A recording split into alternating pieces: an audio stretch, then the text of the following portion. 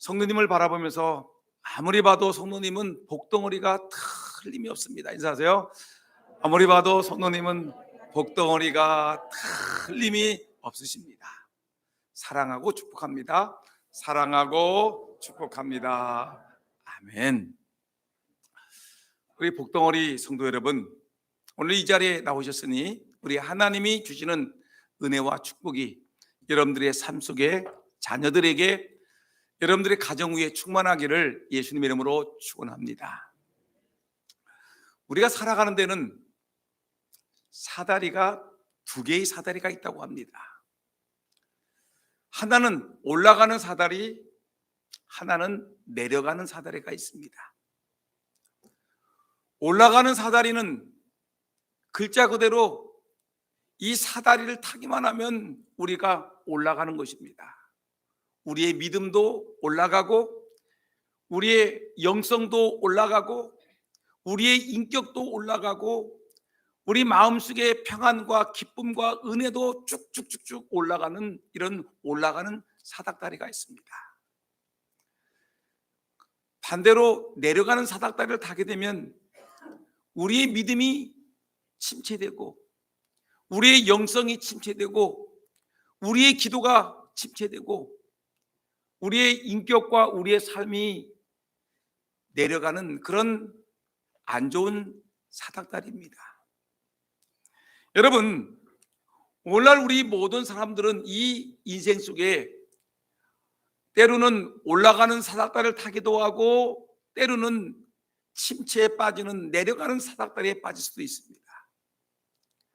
근데 예수 그리스도를 모시며 그 예수님 품 안에서 믿음으로 살아가는 성도들에게는, 주님을 앙모하며 살아가는 성도들에게는 날마다 올라가는 사닥다리가 우리 앞에 놓여 있는 줄 분명히 믿습니다. 올라가는 사닥다리를 타는 것입니다. 우리가 예배 시간에 354장을 불러듯이 주를 앙모하는 자 올라가, 주를 앙모하는 자 올라가 독수리같이, 여러분, 날마다 주님을 앙모하고 주님을 바라보고 주님을 사모함으로 말미암아 여러분들의 신앙이, 인격이, 여러분들의 영성이, 여러분들의 삶이 날마다 올라가는 상승 곡선을 타는 하나님의 종들이 다 되기를 예수님의 이름으로 축원합니다. 주님을 앙모하면 우리의 인격이 얼마나 올라가는지, 우리의 삶이 얼마나 좋아지는지 성경은 우리에게 분명히 말씀하고 있습니다. 우리의 인격은, 여러분, 우리가 잘 아시죠? 얼마나 참 부끄럽습니까? 불완전한 우리의 인격이 주님을 앙모하면서 우리가 올라가는 사닥다리를 타게 되면 우리의 인격이 점점 귀한, 좀 완전해지는 인격이 되고, 우리의 믿음이 얼마나 부끄럽습니까? 근데 우리가 주님을 앙모하고 주님을 바라보며 살게 되면 우리의 믿음이 올라가게 되고, 우리의 삶 속에 참된 평강과 은혜가 날마다 깊어진다는 것입니다. 여러분, 왜 이렇게 주님의 은혜 안에 거하게 되면 왜 이런 축복이 있습니까? 왜 이런 올라가는 신앙이 되겠습니까? 그것은 다 하나님 때문에 그렇습니다. 하나님이 우리와 함께 하시기 때문에 그런 것입니다. 교회 와서 하나님께 예배드릴 때 우리는 은혜를 받습니다. 우리의 잘못을 뉘우치고 회개하고 하나님께 용서를 받고요, 우리가 새로운 비전을 받게 됩니다. 예배, 찬송하고 기도하고 말씀을 들으며 은혜를 받는 이 귀한 예배 시간에 우리는 하나님의 은혜를 받으며 우리가 신앙 인격이 쭉쭉쭉쭉 올라가는 것입니다. 그리고 예배뿐만 아니라 예배 시간에 우리에게 말씀을 주시오, 말씀이 우리를 자꾸만 우리를 상승하게 합니다. 올라가는 사닥다리를 타게 됩니다. 지난주에 우리가 하나님 말씀을 공부했지요. 지난주에 주신 말씀을 기억합니까? 이사야 55장에 있는 말씀을 우리가 봤는데, 하나님의 말씀이 비와 눈과 같이 하늘에서 내린다라고 말씀했습니다. 여러분, 하늘에서 비와 눈이 내리게 되면 땅을 촉촉히 적시지요. 땅을 촉촉하게 적시게 되면 거기에 싹이 나고, 그리고 꽃이 피고, 그리고 거기에서 열매를 맺게 되고 그 열매가 그 씨를 심은 사람들에게 기쁨과 은혜를 주듯이 하나님의 말씀이 하늘에서 내리는 것입니다. 하나님의 말씀이 하늘에서 내려서 우리의 마음을 촉촉히 적시고 우리가 기도하면 그 기도에 싹이 나서 열매를 맺게 되고, 또한 우리가 하나님 앞에 열심을 내게 되면 그것이 아름다운 결실이 되어서 하나님께 연락이 되고, 여러분, 그래서 하나님의 말씀이 땅에 떨어지게 되면, 우리의 마음에 떨어지게 되면 그것이 헛되게 돌아가는 것이 아니라 반드시 열매를 맺고 형통하게 된다고 성경은 우리에게 말씀해 주고 있는 것입니다. 여러분, 이와 같이 우리에게 참으로 하나님 앞에 나오게 되면 이런 은혜가 있는 것입니다. 우리가 하나님 앞에 나와 예배를 드리고 하나님 앞에 나와 말씀을 듣게 되면 우리가 날마다 우리의 신앙이 상승되고 우리 신앙이 높아지는 것입니다. 그래서 성경은 우리가 찬송하죠. 오라 오라 내게 오라, 오라 오라 내게 오라, 오라 오라 내게 오라. 내게 오게 되는 자는, 주님께 나오는 자는 하나님이 우리에게 복을 주시는 것입니다. 그래서 우리가 얘기하죠. 교회에 참 쉼이 있다고 하죠.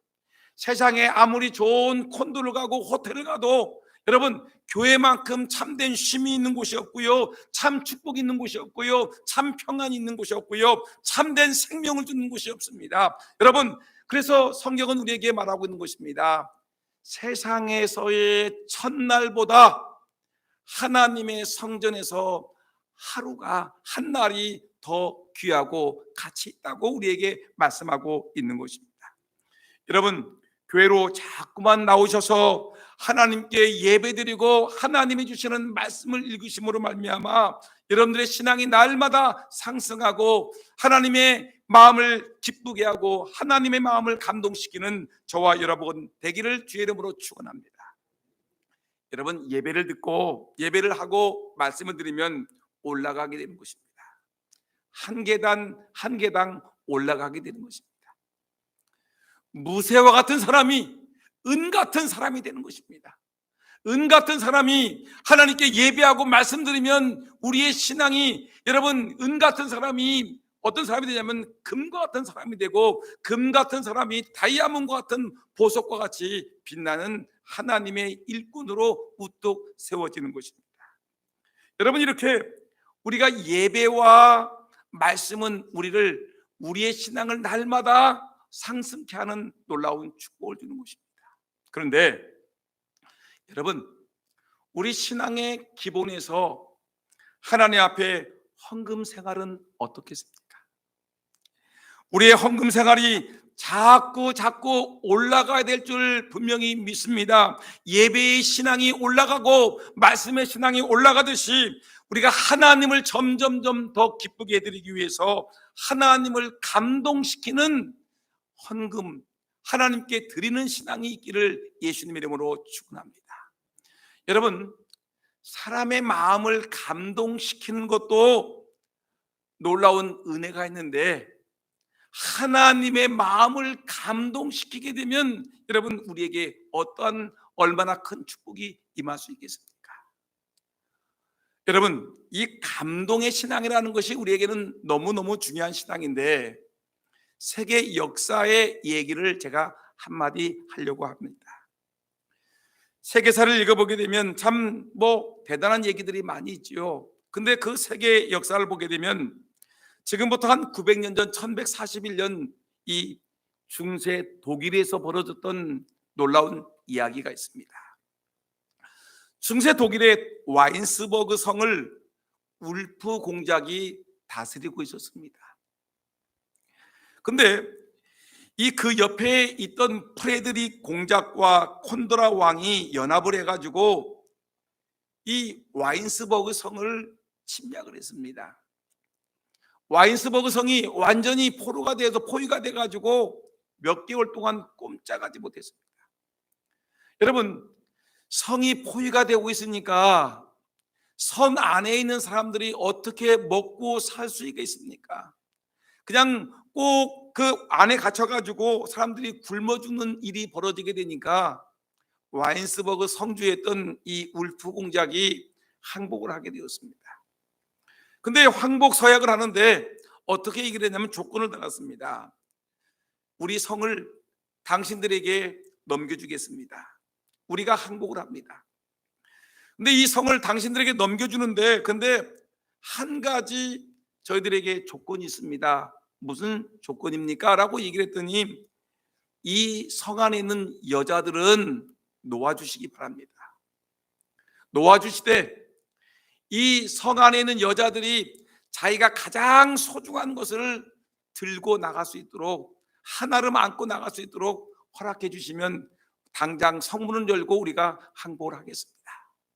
이렇게 항복 조건을 달았더니 그 승리자인 콘드라 왕과 프레드릭 공작이 허락을 했습니다. 그래, 남자가 가져가게 되면 많이 가져가겠지만 남자들이 가져가는 것이 아니라 여자들이 가장 소중한 것을 끌어안고 간다는데 말릴 필요가 없지 않겠냐. 전쟁하는 것보다는 그래, 이 전쟁하지 않고 이 여자들을 자기들이 원하는 것을 가져가게 되면 되지 않겠느냐 해가지고 이 성을 점령을 했습니다. 그래서 여자들이 이제 이 자기가 가장 소중한 것을 하나를 안고 가라고 명령을 내렸습니다. 그래서 이 콘드라 왕과 이 프레드릭 공작이 성 위에 앉아가지고 미소를 지으면서 그래, 여인들이 무슨 물건을 가지고 나가는지 한번 지켜봅시다 하고 지켜보고 있습니다. 근데 여인들이 나오기 시작하는데 여러분, 이 여인들이 이 세상에서 가장 고귀하고 가장 귀하고 소중한 것을 하나를 안고 나오는데 이 승리자인 콜라드 왕이 깜짝 놀랐습니다. 이 여인들이 이 세상에서 가장 소중한 자기 남편을 끌어안고 나오는 겁니다. 끌어안고 끙끙거리면서 키가 작고 삐쩍 마른 이 여인들이 그 남산반은 이 남편을 갖고 남편을 살리려고, 남편이 만약에 여기 남아있으면 적군에 의해서 죽거나 노예가 되어서 비참한 꼴이 될 테니까 이 여인들이 남편 살리기 위해서 남편을 끌어안고 끙끙끙끙거리면서 이 남편 살리려고 이 여인들이 몸부림을 치고 막 안달을 하고 막 이 여인들이 애를 쓰는 것입니다. 여러분, 이것을 콘드라 왕이 지켜보고 있습니다. 여인들이 악을 쓰며 있는 힘을 다해서 남편을 성 밖으로 내몰려고 막 애를 쓰는 그 모습이 너무나 이 콘드라 왕에게는 충격이었습니다. 승리자 콘드라 왕은 아내를 사랑하는 좋은 남편이었습니다. 자기 남편을 살리기 위해서 안간힘을 쓰는 몸부림을 치는 이 여인들의 모습을 보고 감동을 받았습니다. 한참 지켜보던 이 왕이 소리를 질렀습니다. 여자들을 향해서, 여인들을 향해서 소리를 질렀습니다. 부인들이여, 남편을 그만 땅에 내려놓으십시오. 나도 한 여자의 한 남편입니다. 내가 여러분들을 보고 감동을 받았습니다. 이 성에 자유를 주겠습니다. 남편과 돌아가서 행복하게 사십시오. 당신들이 이겼습니다. 우리는 우리 군대를 철수하겠습니다. 여러분, 여인들의 감동적인 행위 때문에 와인서버그 성민들이 빼앗긴 성을 다시 찾는 역사적인 사건이 있다는 것입니다. 여러분, 사람도 감동을 받으면 그 어떤 사람도 가만히 있지 않습니다. 빼앗긴 성도 감동을 받았더니 그 빼앗긴 성을, 빼앗은 성을 다시 돌려줍니다. 여러분, 감동이 있으니 잃어버렸던 남편도 다시 찾는 놀라운 역사가 있다는 것입니다. 어린아이도 감동을 받으면 부모님을 감동시킬 수 있습니다. 여러분, 사람도 사람의 마음을 감동시키게 되면 엄청난 일을 감동하는데, 근데 하나님의 마음을 감동시키게 되면 여러분, 어떤 놀라운 하나님의 은혜가 임할 수 있겠습니까? 상상을 해보십시오. 하나님의 마음을 감동시키는 성도, 하나님의 마음을 감동하는 하나님의 교회가 되게 되면 하나님의 은혜가 하늘 문을 열고 우리에게 얼마나 쏟아지겠습니까? 여러분, 그래서 우리는 하나님의 마음을 감동하는, 감동시키는 성도가 되어야 된다는 것입니다. 근데 여러분, 하나님을 감동시키는 향기로운 헌금은 어떤 헌금이겠습니까? 생각을 해보십시오.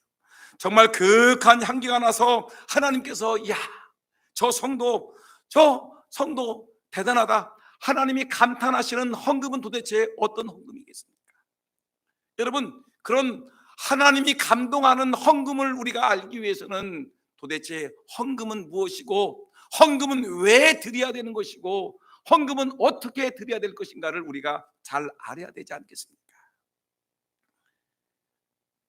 장로교를 창시했던 존 칼빈, 종교개혁자 칼빈이 이렇게 얘기를 했습니다.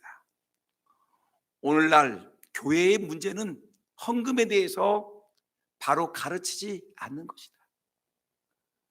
헌금을 잘 가르쳐야지 성도가 복을 받는 것인데, 목회자가 성도들이 헌금 얘기하게 되면 교회를 떠날까 봐 말하지 못하니까 교회가 문제가 되는 것이고, 여러분, 성도들이 복을 받지 못하는 것이라는 것입니다.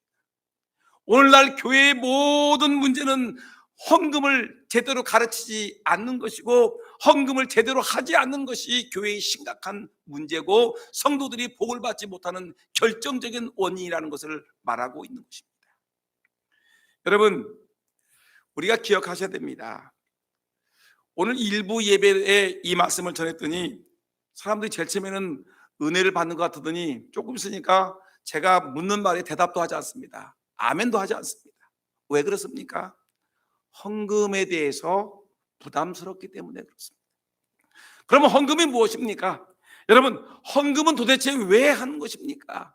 우리가 하나님의 교회에 나와서 평생, 우리가 교회 나온 첫날부터 우리 생명을 마치는 그날까지 하나님께 대해서 헌금을 하는 것인데, 헌금하며 살아가는 인생인데, 여러분, 헌금을 왜 하는 것입니까?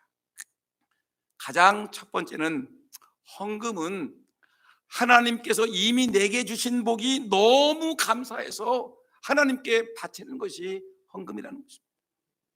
여러분, 이걸 꼭 아셔야 됩니다. 억지로 드리지 마세요.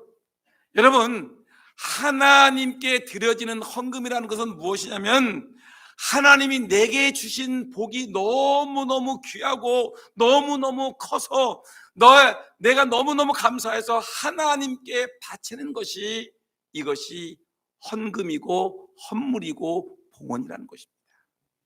오늘 여러분 성경을 읽었습니다. 시편 103편 1절에서 5절 말씀을 읽었는데, 우리 화면에 뜨는 말씀을 우리가 다시 한번 읽어보겠습니다. 내 영혼아 여호와를 송축하라. 내 속에 있는 것들아 다 그의 거룩한 이름을 송축하라. 내 영혼아 여호와를 송축하며 그의 모든 은택을 잊지 말지어다. 그가 내 모든 죄악을 사하시며 내 모든 병을 고치시며 내 생명을 파멸해서 속량하시고 인자와 긍휼로 관을 씌우시며 좋은 것으로 내 소원을 만족하게 하사 내 청춘을 독수리같이 새롭게 하십니다. 여러분, 시편 기자는 하나님의 은혜에 감동을 받은 것입니다. 하나님의 은혜가 너무너무 커서 내 영혼아 여호와를 송축하자. 그의 모든 은택을 잊지 말지어다. 내 영혼아 여호와를 송축하라. 그의 모든 은택을 잊지 말지어다. 그가 내 모든 죄악을 사하시며 내 모든 병을 고치시며 내 생명을 파멸해서 건지셨고 인자와 긍휼로 나를 관을 씌우셨고 좋은 것으로 내 소원을 만족하게 하셨다. 내가 청춘을 독수리같이 날게끔 하셨으니 그 하나님의 은택을 잊지 말지어다. 그 하나님께 찬송하고 영광을 돌리자. 여러분, 하나님의 은혜 가운데 내가 오늘 이만큼 살게 된 것이 하나님의 은혜고 하나님의 은택이다. 하나님의 축복이라는 것입니다. 그런데 그 중에 오늘 첫 번째 나오는 그 은혜가 뭐냐면, 제일 큰 은혜가 하나님이 내 죄를 용서하셨다. 죄를 사해 주셨다. 내 죄 때문에 내가 멸망의 구렁텅이에 빠질 수밖에 없었는데, 내가 영원히 지옥에 들어갈 수밖에 없는 죄인이었는데 주 예수님께서 내 모든 죄악을 사하시고 라고 성경은 우리에게 말씀하고 있는 것입니다. 여러분, 죄의 짐이 얼마나 무서운지 아십니까? 죄의 짐은 정말 무거운 것입니다. 아무리 밥을 먹어도 소화가 되지 않고요, 죄의 짐이 있으면요 잠이 오지 아니하고요, 죄의 짐이 있으면요 몸부림치며 살아갈 날이 없습니다. 너무너무 괴로운 것입니다. 제가 기억나는 것이 있습니다. 초등학교 시절에, 국민학교 시절이죠. 그 당시에는 이 학교 대항 이 체육대회가 많이 있었습니다. 그래가지고 초등학교 때인데 저는 삼성초등학교, 그리고 이 공설운동장은 이 대사동에 있는데 거기서부터 걸어서 이제 체육대회에 참석합니다. 근데 체육대회 때 참석할 때 이 체육 선생님이 뭘 가르치냐면, 이 달리기 선수들에게 뭘 하냐면 운동을 시키는데 모래주머니를 발목에 차게끔 합니다. 그리고 모래주머니를 차고서 운동장을 막 몇 바퀴씩 돌게끔 합니다. 100m 달리기도 하게 하고 모래주머니를 차고 운동장을 돌기도 합니다. 여러분, 그러다가 모래주머니를 차고 있다가 모래주머니를 풀고 뛰라고 하면은 마치 날아갈 것 같이 막 뛰어다닙니다. 여러분, 마찬가지죠. 우리의 인생에서 여러분, 짐을 지고 사는 것과 짐을 풀고 사는 것은 엄청난 행복의 차이가 있습니다. 여러분, 그런데 죄의 짐은 엄청나게 무겁습니다. 쌀짐은 내려놓으면 해결되지만, 모래주머니는 풀어놓으면 해결되지만, 이 죄의 짐은 여러분 풀어지지가 않습니다. 아무리 밤을 새워도 이 죄의 짐은 풀어지지 않고요, 아무리 몸부림치며 소리를 질러도 이 죄의 짐은 풀어지지 않는데, 아무리 떼려고 해도 떼지지 않는 것이 죄의 짐인데, 근데 어느 날 예수 그리스도가 내 안에 오시고 하나님의 임재가 내 안에 오시고 예수 그리스도의 십자가의 보혈이 내 안에 임재해져서 나의 모든 죄를 깨끗하게 용서하시고 나를 구원의 백성으로 삼아주셨더니 그 죄의 짐이 순식간에 사라져버렸습니다. 죄로 말미암아 얽매여 있던 내가 죄로 말미암아 해방되었을 때 죄의 짐이 풀어졌었던 그 감격과 그 기쁨은 말할 수 없습니다. 더군다나 죄의 짐을 풀어줬고요, 내 질병을 고쳐주셨고요, 나의 모든 소원을 들어주셨고요, 내가 하나님을 믿는 백성이 되었고요, 내가 오늘 죽어도 천국 가게 되는 천국의 은혜를 베풀어 주셨고, 내가 말씀이 믿어지고 기도가 되고 하나님의 은혜 안에 머물게 되었더니 하나님의 은혜를 내가 받았으니, 여러분, 하나님께 감사의 예물을 드리는 것은 마땅하지 않겠습니까? 세상에서 나에게 은혜 베풀어 주신 분에게 감사의 답례도 하는데, 여러분, 내 죄의 짐을 해결해 주신, 영원히 나를 천국 백성 삼아 주신 하나님께 예물 드리는 것이 마땅하지 않겠습니까? 이것이 신앙의 기본이 아니겠습니까? 여러분, 우리가 하나님의 은혜 받은 자로서, 하나님께 은택을 입은 자로서 하나님께 마땅히 예물 드리는 것, 이것이 헌금이고 이것이 하나님이 기뻐하시는 받으시는 예물이라는 사실입니다. 하나님 앞에 여러분 힘을 다해 그 하나님의 은택을 잊지 말고 힘을 다해 예물 드릴 수 있는 저와 여러분 모두가 다 되기를 예수님의 이름으로 축원합니다. 바로 이것이 하나님께 드리는 예물인 것입니다. 두 번째, 헌금이 무엇입니까? 라고 묻는다라면 하나님이 감동하시는 예물이 뭐냐면, 하나님께서 내 모든 것의 주인이 되심을 인정하고 고백하는 것이 바로 예물인 것입니다. 여러분, 농사를 지으셔도 잘 알지요. 저는 인삼밭을 지으시고 또 여러분들이 깻잎밭을 지으실 때 그 땅이 다 여러분들 것인 줄 알았어요. 인삼밭 10,000평 대단하다. 땅이 10,000평, 또 여기만 있는 것이 아니라 저기도 있으니까 10,000평. 야, 저 땅 부자다 했는데 가만히 들어보니까 다른 사람의 땅을 빌리는 분도 많이 있더라고요. 근데 보세요, 여러분, 다른 사람의 땅을 빌릴 때 소작이죠. 근데 땅 주인에게 뭘 주죠? 땅 주인에게 매년 땅의 주인에게 땅의 임대료를 드리는 것입니다. 그리고 감사하다고 인사를 하는 것입니다. 근데 만일에 여러분들이 땅을 빌린 소장농인데 여러분들이 땅 주인에게 여러분 매년 드려야 될 소장료도 안 주고 땅값도 임대료도 안 내고 그리고 감사의 인사도 하지 않으면 땅 주인이 뭐라고 하겠습니까? 요놈 참 귀엽다라고 하시겠습니까? 땅을 실컷 몇 년 동안 쓰면서도 한 번도 인사도 하지 아니하고 감사 인사도 안 하고 소장료도 되지 않으면 여러분 그 땅 주인이 뭐라고 하겠습니까? 얼마나 밉상이겠습니까? 당장 다른 사람에게 넘겨주지 않겠습니까? 바로 이것입니다. 하나님이 나의 건강도 누가 주신 것이죠? 하나님이 주셨습니다. 우리 집도 내가 세운 것이 아니라 하나님이 나에게 물질 주시고 은혜 주셔서 우리 집을 세운 것입니다.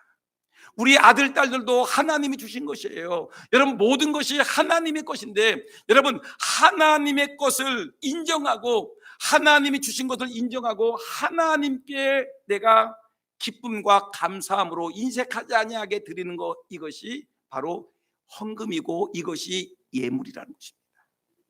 여러분 이럴 때 하나님이 우리 아무개 집사가 하나님께 나에게 예물을 드리네, 나에게 헌금을 하네, 하나님이 기쁘시고 그것을 보면서 감동을 받으시는 것입니다. 과부가 2렙돈의 헌금을 동전을 헌금함에 똑 떨어뜨릴 때 예수님이 이 여인 다른 부자가 드리는 더 많은 헌금보다 이 여인이 드린 과부가 드린 헌금이 더 귀하다, 하나님이 감동을 받으니까 제가 보기에는 분명히 그 과부는 큰 복을 받으셨을 것입니다. 여러분 하나님께 감동이 있는 예물을 드려야 되는 것입니다. 여러분 보세요, 우리가 마찬가지로 우리가 하나님 앞에 11조를 드리고 헌금을 드리는 것은 하나님께서 우리의 주인이심을 고백하는 것입니다. 우리가 하나님 앞에서 산다는 것을 고백하는 것입니다. 여러분 우리가 잘 알고 있는 말라기서 3장 7절 8절 말씀을 한번 보겠습니다. 한번 이 내용이 어떤 내용인가를 한번 잘 보세요. 만군의 여호와가 이르노라, 하나님이 말씀하십니다. 너희 조상들의 날로부터 너희가 나의 규례를 떠나 나의 규례를 떠나 지키지 아니하였도다. 그런즉 내게로 돌아오라, 그래야만 나도 너희에게로 돌아가리라 하였더니, 이 말이 뭐냐면 이스라엘 백성들이 하나님 말씀을 안 지키는 거예요. 그리고 하나님을 떠나 있는 겁니다. 그리고 하나님도 이들과 멀리 떠나 있어요. 여러분 하나님과 가까이 하는 것이 복인데 하나님과 이스라엘 백성들이 멀리 떨어져 있는 것입니다. 그래서 하나님이 얘들아 너희들 내게로 돌아오라. 이스라엘 백성들은 하나님 우리가 어떻게 하면 하나님께 돌아갈 수 있겠습니까? 라고 서로 묻고 있는 것입니다. 그 다음에 보십니까? 너희가 이러기를 우리가 어떻게 하여야 돌아가리까 하는도다. 사람이 어찌 하나님의 것을 도둑질하겠느냐? 그러나 너희는 나의 것을 도둑질하고도 말하기를 우리가 어떻게 주의 것을 도둑질하였나이까 하는도다. 이는 곧 11조와 봉헌뿐이다. 이 말은 뭡니까? 이스라엘 백성들이 하나님 우리가 어떻게 하나님께 돌아갈 수 있겠습니까? 라고 물으니까 얘들아 간단해. 11조와 헌물이 내게 돌아오는 것이야. 너희가 11조도 하지 아니하고 헌금도 하지 않으면서 내 백성이라 하는구나. 그것은 거짓말이다. 너희가 나를 하나님으로 인정한다면 11조도 바치고 헌물도 하는 것이다. 여러분 이것이 바로 우리에게 주시는 하나님의 말씀인 것입니다. 하나님께로 돌아오는 것이 복입니다. 하나님을 가까이 하는 것이 복입니다. 그것은 어떻게 하는 것입니까? 라고 얘기하는데 하나님이 말라기서를 통해서 우리에게 말씀하기를 너희들이 11조를 하지 않고 하나님께 마땅히 드려야 할 예물을 드리지 않는 것이 하나님을 떠나 있는 것이니 11조와 헌물을 하고 하나님께 돌아오라고 우리에게 말씀하고 있는 것입니다. 하나님의 것을 인정하는 것, 하나님이 주인이라는 것을 인정하는 것, 그리고 그것을 드리는 것, 이것이 바로 하나님 백성들이 마땅히 드려야 될 예물임을 우리에게 말씀하는 것입니다. 여러분 하나님의 것을 인정하는 저와 여러분 모두가 되기를 예수님의 이름으로 축원합니다. 아멘이 적습니다. 다시 한번 하나님께 드리는 예물이 하나님의 것을 인정하고 고백하는 것인 것을 믿습니까? 좋습니다. 일부 예배보다는 훨씬 더 나은 것 같습니다. 그 다음에 마지막 하나만 더 얘기하겠습니다. 헌금은 믿음으로 하는 것입니다. 여러분, 억지로 하는 것이 아닙니다. 불신앙 가지고 헌금하는 게 아닙니다. 믿음이 없이는 하나님을 기쁘시게 하지 못하는, 히브리서 11장 6절 말씀에 분명히 말씀하고 있습니다. 헌금하는 것은 하나님을 기쁘시게 하는 것입니다. 모든 것, 찬송도 하나님을 기쁘시게, 믿음으로 해야지 하나님을 기쁘시게 하고요. 찬양대원도 여러분 기쁨을 가지고 하나님을 찬양해야지 하나님 받으시는 것이고요. 여러분 안내위원들도 차량 봉사자도 억지로 하는 것이 아니라 기쁘게 예배하고 기쁘게 찬송하고 기쁘게 헌금하고 기쁘게 봉사하는 거 하나님이 받으시는 것입니다. 그런데 기쁘시게 하는데 믿음으로 해야 된다. 믿음으로. 헌금도 믿음으로 해야 되는 겁니다. 믿습니까? 헌금도 믿음으로 하는데 한번 믿음으로 하는 여러분을 봅시다. 어느 지역에 농촌에 귀농한 어떤 분들이 농사를 뭐 알겠습니까? 도시에서 교사하고 장사하고 교회 뭐 하는 분들이 뭐 농사를 접었어야죠. 그래서 어떤 분이 이제 첫날에는 농사를 가르쳐줘 가지고 농사를 졌는데 감자 농사를 졌는데 아주 풍성한 열매를 맺었습니다. 그래서 농사 지니까 좋네 하면서 감자가 있는데 감자를 그날 겨울 내내 큰 감자만 골라서 먹으면 큰 감자를 먹어야지. 그래서 큰 감자만 골라서 먹고 그 다음에 작은 감자를 심었습니다. 심었더니 작은 감자가 나오는 거예요. 이상하다. 그래서 또 그날 좋은 것들을 다 먼저 먹고 그 작은 감자를 그 다음에 또 심었더니 그 다음에는 감자가 정말 보기에도 부끄러울 만큼 작은 감자들만 나오는 겁니다. 그래서 이상해서 왜 감자가 제일 처음에는 좋은 감자가 나오다가 큰 감자가 주먹만한 감자들이 쭉쭉 나오다가 왜 이렇게 작은 감자가 나올까라고 고민하다가 이제 농사를 잘 짓는 분들에게 찾아가 가지고 문의를 했습니다. 왜 우리 땅은 제일 처음에는 그렇게 땅이 뭐 이렇게 해서 그렇게 했는데 왜 이렇게 작은 감자가 나올까라고 물었더니 그 농학 박사께서 말씀하기를 감자 씨앗이 어떤 겁니까? 했더니 작은 감자를 심었다는 겁니다. 이것이 문제입니다. 심은 씨앗이 문제입니다. 큰 감자를 심으십시오. 굵은 감자를 좋은 씨를 심으십시오. 그래서 그 다음에는 굵고 큼직하고 제일 좋은 감자를 탁 심었더니 그 해에 큰 감자가 맺혔다는 것입니다.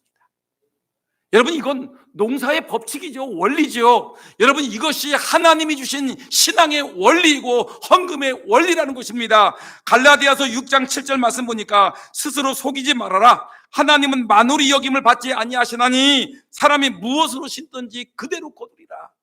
여러분, 믿음으로 우리가 심어야 되는 것입니다.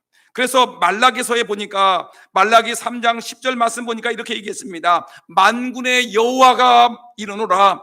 너희의 온전한 11조를 창고에 들여 나의 집에 양식이 있게 하고 그것으로 나를 시험하여, 보세요, 하나님을 시험하라는 거, 나를 시험하여 내가 하늘 문을 열고 너희에게 복이 쌓을 곳이 없도록 붙지 아니하나 보라.